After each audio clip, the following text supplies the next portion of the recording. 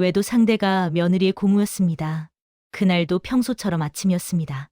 밥을 하고 반찬을 담고 남편 출근 시간을 맞추던 60대 중반의 제 아침은 늘 그랬죠. 35년을 함께 산 남편. 그 남편이 최근 들어 부쩍 달라졌어요.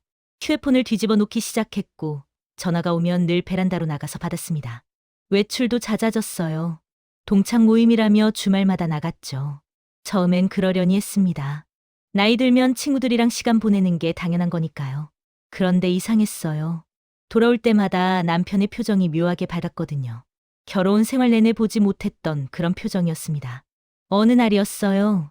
남편 재킷을 정리하다가 주머니에서 명함 하나가 나왔습니다. 여자 이름이었죠. 그리고 주소가 적혀 있었어요. 이상하게도 그 주소가 너무 익숙했습니다. 며느리 집 근처였거든요. 가슴이 철렁했어요. 설마 하는 마음으로 며느리에게 물었습니다. 이 근처에 아는 사람 있냐고요. 며느리는 잠시 굳은 표정을 지었습니다. 그러더니 조심스럽게 말했어요. 고모가 이 근처 살아요. 그 순간 온몸이 얼어붙는 것 같았습니다. 며느리의 고모라니. 아들이 결혼할 때 한두 번 봤던 그 사람. 남편보다 1살 어린 여자였죠. 이혼했다는 얘기를 들었던 것 같아요. 머릿속이 복잡했습니다. 설마 그 사람이? 아니야. 그럴 리 없어. 그냥 우연일 거야. 스스로를 달래봤지만 불안감은 점점 커져만 갔어요. 며칠 동안 잠을 제대로 잘 수가 없었습니다. 남편이 외출할 때마다 신경이 곤두섰죠. 그 명함을 자꾸 꺼내보게 됐어요. 결국 결심했습니다. 직접 확인하기로요. 남편이 또 동창 모임이라며 나간 어느 토요일 오후, 저는 그 주소로 향했습니다. 손이 떨렸어요. 아파트 입구에서 한참을 서성였죠. 용기를 내서 초인종을 눌렀습니다. 문이 열렸어요. 거기 서 있던 사람은 정말 며느리의 고모였습니다. 그 여자는 저를 보자 당황한 기색도 없이 빙그레 웃었어요. 그 뒤에서 누군가 나오는 소리가 들렸습니다. 수건을 두른 채 거실로 나오던 사람. 우리 남편이었어요. 남편은 저를 보자 얼굴이 하얗게 질렸습니다. 한동안 아무도 말을 하지 못했죠. 정적이 흘렀어요. 그 어색한 침묵을 깬 건 그 여자였습니다. 이제 알게 됐네요. 서로 외로운 사람끼리 만난 게 뭐가 그렇게 큰 죄인가요? 귀를 의심했습니다. 당당했어요. 미안하다는 말도 죄송하다는 말도 없이 오히려 당당하게 말하는 그 여자를 보면서 온몸에 힘이 빠졌습니다. 남편은 그저 고개를 숙인 채 아무 말도 하지 못했어요. 변명조차 하지 않았죠. 저는 그 자리에서 돌아섰습니다. 한마디도 하지 않고요. 무슨 말을 해야 할지 몰랐거든요. 분노도 슬픔도 모든 감정이 뒤섞여서 아무것도 느껴지지 않았습니다. 집에 돌아와서도 멍하니 앉아 있었어요. 시계를 보니 밤 8시였습니다. 남편은 돌아오지 않았죠. 핸드폰에 전화도 문자도 없었어요. 그렇게 밤을 지새웠습니다. 새벽이 되어서야 남편이 들어왔어요. 술 냄새가 났죠. 제 얼굴을 제대로 보지도 못하고 방으로 들어가더니 그대로 쓰러졌습니다. 저는 거실 소파에 앉아서 밤새 생각했어요. 어떻게 해야 하나? 이혼을 해야 하나? 아니면 참고 살아야 하나? 다음 날 아침이었습니다. 남편은 일어나자마자 제 앞에 무릎을 꿇었어요. 미안해. 정말 미안해. 잘못했어. 그게 전부였습니다. 왜 그랬는지 언제부터였는지 아무 설명도 없었어요. 그저 미안하다는 말만 반복했죠. 저는 물었습니다.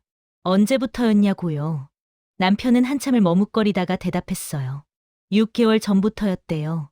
아들 부부가 이사 오고 나서부터였다는 겁니다. 며느리 고모를 우연히 동네에서 만났고 그렇게 시작됐다고 했어요. 6개월을. 그 긴 시간 동안 저는 아무것도 몰랐습니다. 아침마다 밥을 차려주고 빨래를 해주고 그 사람을 위해 살았는데 그 사람은 다른 여자와 시간을 보내고 있었던 거죠. 배신감이 밀려왔어요. 남편에게 물었습니다. 그 여자가 뭐가 좋으냐고요. 남편은 대답하지 못했어요. 그저 잘못했다는 말만 되풀이했습니다. 저는 더 이상 듣고 싶지 않았어요. 방으로 들어가 문을 닫았습니다. 며칠이 지났습니다. 남편은 집에만 있었어요. 어디 나가지도 않았죠. 저한테 말도 제대로 걸지 못했습니다. 그런데 이상한 일이 생겼어요. 며느리가 찾아왔거든요. 평소엔 미리 연락하고 오는데 그날은 갑자기 왔습니다. 저는 며느리를 맞이했어요. 차를 내왔죠. 며느리는 한참을 말없이 앉아 있다가 입을 열었습니다. 어머니, 고모 일 알고 계시죠? 심장이 쿵 내려앉았어요. 며느리가 알고 있었다는 겁니다. 제가 물었죠. 언제부터 알았냐고요. 며느리는 담담하게 말했어요. 처음부터 알고 있었대요. 고모가 직접 얘기했다는 겁니다. 아버지를 만나고 있다고요. 며느리는 말렸다고 했어요. 그만하라고 했대요. 그런데 고모가 듣지 않았다고 했습니다. 저는 며느리를 보며 물었어요. 왜 저한테 말하지 않았냐고요. 며느리는 한숨을 쉬었습니다. 그러더니 이렇게 말했어요. 말씀드리려고 했어요. 근데 어떻게 말을 꺼내야 할지 몰랐어요. 그리고 솔직히 말하면요, 어머니. 며느리는 잠시 말을 멈췄습니다. 그리고 천천히 이어갔어요. 저희한테도 부탁이 있어요. 이 일 조용히 넘어가 주시면 안 될까요? 대신 아버지 명의로 된 이 집, 저희 부부 앞으로 넘겨주세요. 그럼 저도 아무 말 안 할게요. 귀를 의심했습니다. 며느리가 지금 무슨 말을 하는 건지 이해가 되지 않았어요. 남편의 외도를 빌미로 집을 넘기라는 겁니까? 저는 믿을 수가 없었습니다. 며느리는 계속 말했어요. 어차피 나중에 상속받을 집이라고요. 미리 받는 것뿐이라고요. 그리고 이렇게 하면 모두가 편하지 않겠냐고 했습니다. 저는 아무 말도 할 수 없었어요. 충격이 너무 컸거든요. 며느리가 돌아간 후 한참을 멍하니 앉아 있었습니다. 그때 아들이 퇴근했어요. 저는 아들을 불렀습니다. 아들에게 며느리가 한 얘기를 전했죠. 아들은 어떻게 반응할까요? 당연히 아내를 나무랄 거라고 생각했어요. 그런데 아들은 한숨만 쉬었습니다. 그러더니 말했어요. 엄마, 조용히 넘어가. 이게 가족 지키는 거야. 아빠도 반성하고 있잖아. 진명에 바꾸는 거 그렇게 어려운 일 아니잖아. 그 순간 세상이 무너지는 것 같았습니다. 내 아들이 이런 말을 하다니. 아버지의 외도는 문제가 아니고 진명이가 중요하다는 건가요? 저는 아들에게 물었어요. 아빠가 잘못한 건 어떻게 되냐고요. 아들은 대답했습니다.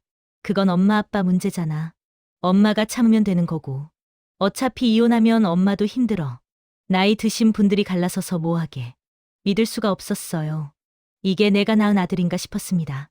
30년을 키운 아들이 저한테 참으라고 하고 있었어요. 아들은 이어서 말했습니다. 자기도 처음엔 화가 났대요. 아빠한테 한마디 했대요. 그런데 생각해보니 집안이 시끄러워지는 게 제일 싫더래요. 그냥 조용히 정리하고 넘어가자고요. 저는 아들을 보며 깨달았습니다. 이 집에서 제 편은 아무도 없다는 걸요. 그날 밤 잠을 이룰 수가 없었습니다. 온갖 생각이 머릿속을 스쳤어요. 이대로 참고 살아야 하나? 아니면 모든 걸 정리하고 나가야 하나? 남편은 옆방에서 자고 있었어요. 코 고는 소리가 들렸죠. 35년 동안 한 이불을 덮고 잤는데 이제는 옆방에서 자고 있었습니다. 새벽까지 뒤척이다가 결심했어요. 나가기로요. 이 집을 떠나기로 했습니다. 다음 날부터 준비를 시작했습니다. 제 명의로 된 통장을 확인했어요. 다행히 얼마간 모아둔 돈이 있었죠. 결혼 전에 일했던 돈, 그리고 친정 부모님께 받은 돈을 조금씩 모아뒀거든요. 남편 몰래 통장을 정리했습니다. 옷까지도 챙겼어요. 많이 가져갈 필요는 없었어요. 필요한 것만 간단히 챙겼습니다. 어디로 갈지는 정하지 않았어요. 일단 집을 나가는 게 중요했거든요. 일주일 정도 준비했습니다. 그동안 남편은 눈치를 채지 못했어요. 아들도 며느리도 몰랐죠. 평소처럼 밥을 하고 집안일을 했으니까요. 그러면서도 속으로는 카운트다운을 하고 있었습니다. 며칠 남았다. 이틀 남았다. 하루 남았다. 마지막 날 아침이었어요. 남편에게 밥을 차려줬습니다. 아마 마지막일 거라고 생각하며요. 남편은 여전히 제 눈을 제대로 보지 못했어요. 죄책감 때문이었겠죠. 남편이 나간 후 짐을 쌌습니다. 큰 가방 하나에 옷가지와 필요한 물건들을 넣었어요. 통장과 도장도 챙겼죠. 집안을 둘러봤습니다. 35년을 산 집이었어요. 구석구석 제 손때가 묻어 있었죠. 아이들 키우느라 밤새 깨어있던 기억, 명절 때마다 음식 준비하던 기억, 가족들과 함께 웃던 기억들이 스쳐 지나갔습니다. 그런데 이상했어요. 그렇게 소중했던 기억들이 이제는 아무 의미가 없게 느껴졌거든요. 편지를 한 장 썼습니다. 남편에게 남기는 편지였어요. 길게 쓰지 않았습니다. 간단히 몇 줄만 적었죠. 더 이상 함께 살 수 없다고요. 집은 아들에게 주라고요. 저를 찾지 말아 달라고요. 편지를 식탁 위에 놓고 집을 나섰습니다. 뒤돌아보지 않았어요. 돌아보면 마음이 약해질 것 같았거든요. 버스 터미널로 갔습니다. 어디로 가야 할지 몰랐어요. 그냥 표지판을 보다가 한 곳을 골랐습니다. 친구가 사는 도시였어요. 학창 시절 친구였죠. 결혼하고 나서 자주 연락하지 못했지만 가끔 안부는 주고받았거든요. 버스에 올라 그 친구에게 전화를 걸었습니다. 친구는 반가워했어요. 제가 사정을 간단히 설명하자 친구는 당장 오라고 했습니다. 자기 집에 당분간 있으라고요. 버스 안에서 창밖을 바라봤습니다. 두려웠지만 동시에 후련했습니다. 이제 더 이상 참지 않아도 되니까요. 더 이상 거짓된 가족 관계를 유지하지 않아도 되니까요. 핸드폰이 울렸어요.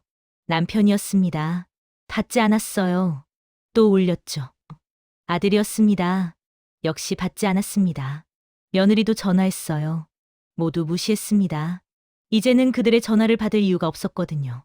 친구 집에 도착했습니다. 친구는 저를 반갑게 맞아줬어요. 아무것도 묻지 않았습니다. 그저 쉬라고만 했죠. 친구 집에서 며칠 보냈어요. 그동안 남편과 아들에게서 수십 통의 전화가 왔습니다. 문자도 많이 왔어요. 돌아오라고요. 얘기하자고요. 모두 무시했습니다. 일주일쯤 지나서 아들이 직접 찾아왔어요. 친구 집 주소를 어떻게 알았는지 모르겠지만 현관문 앞에 서 있더라고요. 문을 열어줬습니다. 아들은 저를 보자 눈물을 흘렸어요. 엄마, 왜 이러세요? 집에 가요. 아빠도 반성하고 있다니까요. 저는 아들을 보며 물었습니다. 정말 아빠가 반성하고 있냐고요. 아니면 제가 없어서 불편해서 그러는 거냐고요. 아들은 대답하지 못했어요. 저는 말했습니다. 이제 엄마로 살고 싶지 않다고요. 내 인생을 살고 싶다고요. 아들은 이해할 수 없다는 표정을 지었어요.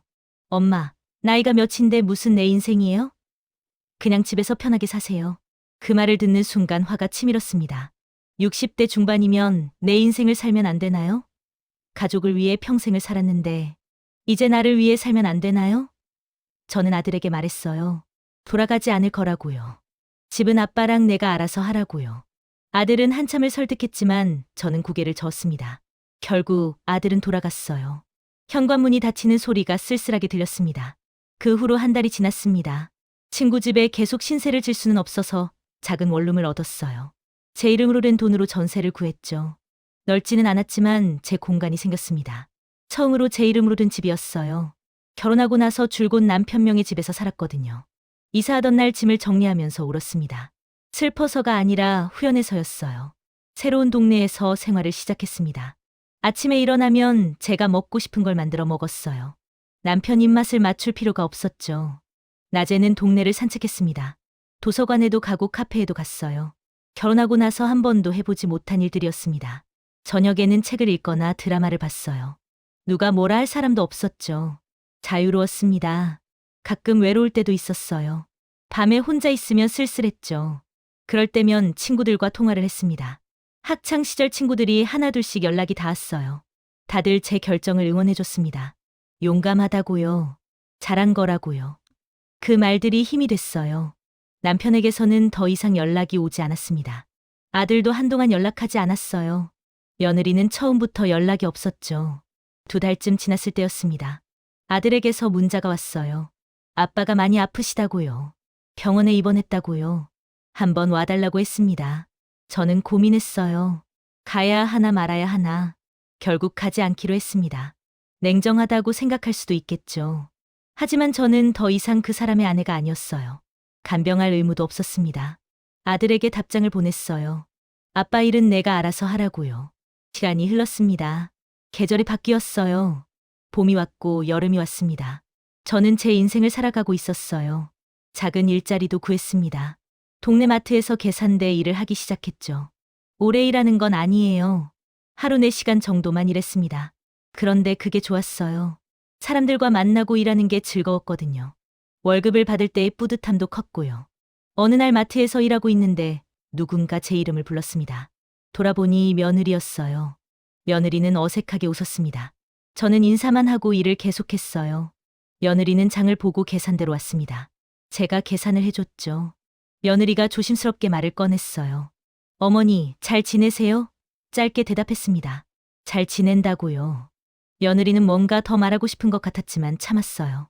계산을 마치고 돌아갔습니다. 그 모습을 보면서 아무 감정도 느껴지지 않았어요. 원망도 미움도 없었습니다.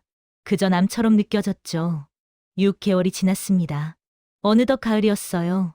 단풍이 아름다운 계절이었죠. 저는 혼자 여행을 떠났습니다. 평생 처음으로 혼자 떠나는 여행이었어요. 강원도의 작은 마을로 갔습니다. 조용한 곳이었죠. 이틀 동안 머물면서 산책도 하고 맛있는 것도 먹었어요. 아무도 저를 아는 사람이 없었습니다. 그게 참 자유로웠어요. 여행에서 돌아온 후 거울을 봤습니다. 제 얼굴이 달라져 있었어요. 예전보다 밝아 보였죠. 주름은 여전했지만 표정이 편안해 보였습니다. 그제야 깨달았어요. 지난 35년 동안 얼마나 힘들게 살았는지를요. 가족을 위해 살았다고 생각했는데 사실은 저를 잃어가며 살았던 거였습니다. 1년이 지났습니다. 이제는 완전히 새로운 삶에 적응했어요. 마트 일도 익숙해졌고 친구들도 많이 생겼습니다. 동네 사람들과도 친해졌죠. 가끔 함께 밥도 먹고 수다도 떨었어요. 혼자 사는 게 외롭지 않았습니다. 오히려 행복했어요. 남편 생각은 가끔 났습니다. 아들 생각도 났죠. 하지만 돌아가고 싶지는 않았어요. 그 집은 이제 제 집이 아니었으니까요. 어느 날 길을 걷다가 젊은 부부를 봤습니다. 행복해 보였어요. 저도 저랬던 때가 있었겠죠. 결혼 초에는 남편과 사랑했으니까요. 그런데 언제부터 틀어진 걸까요? 언제부터 우리는 서로에게 무관심해진 걸까요? 그 답을 찾을 수는 없었습니다. 중요한 건 이제 그게 중요하지 않다는 거였어요. 과거는 과거일 뿐이니까요. 마트 사장님이 제게 말했어요. 얼굴이 많이 밝아졌다고요. 처음 왔을 때보다 훨씬 좋아 보인다고 했습니다. 저는 웃으며 대답했어요. 행복해서 그런 것 같다고요. 정말 그랬거든요. 60대 중반의 나이에 다시 시작한 삶이었지만 이게 제 진짜 인생 같았습니다. 가끔 생각합니다. 가족이 뭘까요? 피로 맺어진 관계가 가족일까요? 아니면 서로를 존중하고 사랑하는 사계속 후 110 사람들이 가족일까요? 제가 떠나온 그곳은 피로는 맺어져 있었지만 사랑은 없었습니다. 남편도 아들도 며느리도 저를 한 명의 인간으로 존중하지 않았어요. 그저 엄마로, 아내로, 시어머니로만 봤죠. 제 감정은 중요하지 않았습니다. 제 행복도 중요하지 않았어요. 그런 관계를 가족이라고 부를 수 있을까요? 지금 제 주변에는 진짜 가족이 있습니다. 피로 맺어지지는 않았지만 저를 아끼고 사랑해주는 사람들이요. 친구들이 있고 동네 사람들이 있습니다. 마트 사장님도 있고 단골 손님들도 있어요. 이 사람들이 제 진짜 가족입니다. 서로를 존중하고 배려하니까요. 겨울이 왔습니다. 눈이 내렸어요. 창밖을 보며 차를 마셨습니다. 따뜻했어요. 예전 같았으면 남편 출근 준비시키고 집안일 하느라 바빴을 시간이었죠. 하지만 지금은 여유롭게 앉아서 눈을 볼 수 있었습니다. 이런 소소한 행복이 좋았어요. 핸드폰이 울렸습니다. 모르는 번호였어요. 받았더니 변호사였습니다. 남편이 이혼 소송을 제기했대요. 재산 분할 없이 협의 이혼을 원한다고 했습니다. 저는 웃었어요. 이제야 이혼하겠다고 하다니요. 1년 넘게 걸렸네요. 변호사에게 말했습니다. 동의한다고요. 재산은 필요 없다고요. 그냥 이혼만 해달라고 했습니다. 한 달 후 이혼이 성립됐습니다. 법적으로도 이제 남이 된 거죠. 이혼 확인서를 받아들고 기분이 이상했어요. 슬프지 않았습니다. 오히려 시원했어요. 이제 완전히 자유로워진 거니까요. 35년의 결혼 생활이 끝났습니다. 그리고 새로운 인생이 시작됐어요. 봄이 다시 왔습니다. 제가 집을 나온 지 1년 반이 지났어요. 저는 여전히 잘 살고 있습니다. 마트 일도 계속하고 있고 친구들과도 자주 만나요. 요즘은 새로운 취미도 생겼습니다. 서예를 배우기 시작했거든요. 붓글씨를 쓰는 게 재미있어요. 마음이 차분해지는 것 같습니다. 지난주에는 친구들과 등산을 갔습니다. 산 정상에 올라 풍경을 보는데 가슴이 뻥 뚫리는 것 같았어요. 저 멀리까지 보였습니다. 새로운 세상이 펼쳐져 있었죠. 35년 동안은 좁은 세상에 갇혀 살았던 것 같아요. 이제는 넓은 세상을 보며 살고 있습니다. 아들에게서 가끔 문자가 옵니다. 안부를 묻는 짧은 문자예요. 저도 짧게 답장합니다. 잘 지낸다고요. 더 이상 관계를 회복하려고 하지 않아요. 서로 적당한 거리를 유지하며 사는 게 나은 것 같습니다.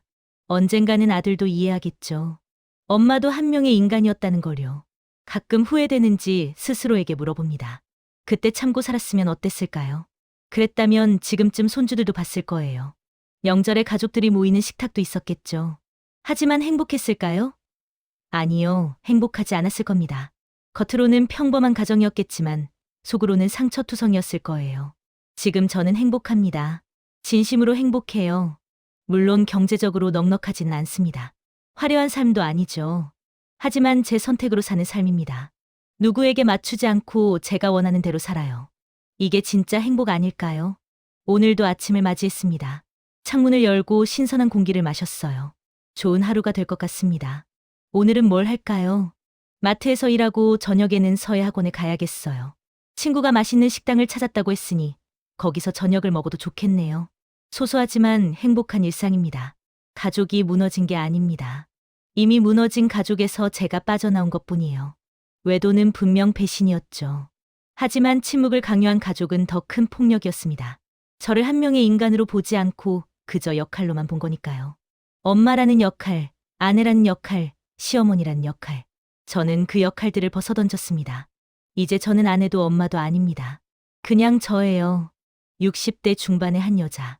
늦게나마 제 인생을 찾은 여자입니다. 앞으로 얼마나 살지 모르겠어요. 10년일 수도 있고 20년일 수도 있습니다. 하지만 남은 시간만큼은 저답게 살 겁니다. 누구를 위해서가 아니라 저를 위해서요. 때때로 밤하늘을 봅니다.